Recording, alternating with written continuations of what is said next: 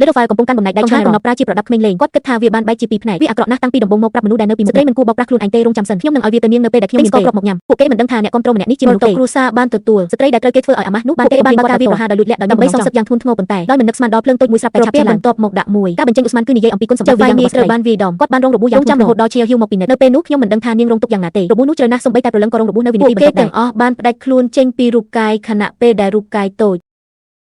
ទោះជាយ៉ាងណាក៏ដោយភ្លើងគិតថានាងកំពុងស្រឡាញ់ដូច្នេះវាត្រូវបានកំទេចយ៉ាងខ្លាំងផ្ទះមួយដែលហើយស្ត្រីនោះរលឹងពិតជាវេកមិនមែនទេត្រូវបានស្ដារឡើងវិញហើយសំបីតែជំនាញរបស់ពួកគេបានប្រសើរឡើងគួរឲ្យគេបង្ហាញថាភ្លើងតូចមួយបានទៅដល់គោលដៅចាក់លេខអមតៈនៅលើដីតាមចន្ទៈការវាយតែមួយអាចបង្កគ្រោះថ្នាក់ខ្ញុំបានដួលរលំហើយផែនដីបានប្រេះស្រាំប៉ុន្តែនេះត្រូវបានឪពុកម្ដាយខ្ញុំកាន់កាប់ជាយូរត្រូវបានបិទចិត្តដូច្នេះនៅក្នុងតូចនៅក្នុងភ្នែកភ្លើងគាត់គ្មានអ្វីទាំងអស់ជាមនុស្សគ្មានតម្លៃគ្មានទេពកោសល្យសម្រាប់ការអភិវឌ្ឍនេះត្រូវបានថតដោយភីនារីវ័យក្មេងទី2នៃគ្រួសារបានឃើញវាហើយម្នាក់នេះពិតជាឯកាពេកហើយចុកសោយហើយភ្លាមនោះបងស្រីច្បងនឹងគាត់បានភ្ជាប់ពាក្យហើយដំបងឡើយគាត់ចង់ដំណោះស្រាយគឺធ្វើឲ្យគាត់បោះបង់ចោលប៉ុន្តែអ្នកណាទៅគិតថានៅទីបញ្ចប់កម្លាំងដ៏អស្ចារ្យបានធ្វើឲ្យពួកគាត់ញាប់អើខ្ញុំគិតថាគ្រួសារភីបានមានអារម្មណ៍វិហារយ៉ាងខ្លាំងហើយបន្ទាប់មកជាក់ស្ដែងណាស់គាត់មិនបានដឹងអំពីបងស្រីច្បងពិតជាបានត្រឡប់មកវិញមែនអាពាហ៍ពិពាហ៍នារីវ័យក្មេងហៀបនឹងខ្លាយជាប្រមុខគ្រួសារភីនាពេលអនាគតគឺលោកចេះខ្ញុំបានសម្លឹងមើលឆេហ៊ីវនៅលើភ្នំពេលគាត់ធំឡើងខ្ញុំឃើញថាគាត់ហៀបនឹងចាក់ចេញហើយវាស្ត្រីនោះប្រាប់អូនស្រីរបស់នាងយ៉ាងរហ័សគាត់គឺលើសពីនាងពិតណាមួយក្នុងចំណោមគ្រួសារជាមួយលានដង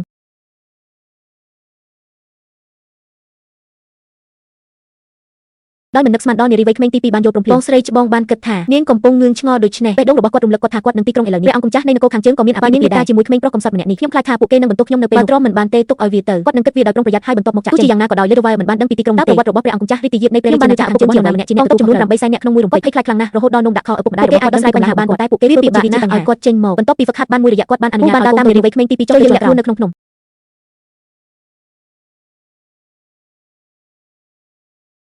សៀវហួរមិនបានគិតច្រើនអំពីវាទេហើយក៏បានយកយល់ហើយបន្ទាប់មកក៏យកនារីវ័យក្មេងទី2បានទៅបន្ទប់របស់នាងគាត់បានវេចខ្ចប់របស់របររបស់គាត់ចំណែកឯគាត់ពីដើមដែលត្រូវបានរកហូតគឺពិតជាទោះជាយ៉ាងណាក៏ដោយវាគឺជាបែបផែនដែលបានរបស់នារីសុខដំណឹងទាំង9គេលើកទៅដូចជារូបទេហៀបនឹងមុខខ្លួនអ្នកអាចជ្រើសរើសមួយណាក៏បានបំផ្លាញពិភពលោកអ្វីដែលស្ត្រីប្រាថ្នាវាគឺជាឈៀវហ៊ីវដែលពិតជាបានប្រកួតប្រជែងគ្នាយ៉ាងរហ័សព្រះអង្គម្ចាស់យ៉ាងនេះខ្ញុំខ្លាចគ្រួសាររបស់ពួកគេក៏នឹងជាប់ពាក់ព័ន្ធផងដែរដូច្នេះខ្ញុំបានគិតអំពីវិធីល្អជាងដំណោះស្រាយគឺត្រូវរក្សាភ្លើងតូចមួយឲ្យឆេះខ្ញុំបានទៅជួបគ្រួសារសុងនៅទីក្រុងឈូតូដោយសិនបើបរិសុទ្ធចំណាស់ម្នាក់នេះអាចជាប្រជែកក្នុងរាងកាយអាចការពារបានវាត្រូវការការខិតខំប្រឹងប្រែងយ៉ាងខ្លាំងយ៉ាងណាក៏ដោយបាននៅពេលដែលពួកគេមកដល់ជាយ៉ាងណាក៏ដោយនៅច្រកជោគផ្ទះគ្រួសារសុងពួកបរិសុទ្ធចំណាស់បានទទួលមរណភាពការរៀបចំពិធីបុណ្យសពកំពុងដំណើរការហើយស្ត្រីនោះកម្លាំងរបស់ឈៀវហ៊ីវមានបំណងចង់បង្ខំចិត្តចូលទៅជួយសង្គ្រោះទោះជាយ៉ាងណាក៏ដោយមនុស្សមិនដែលរំពឹងទុកវាទេ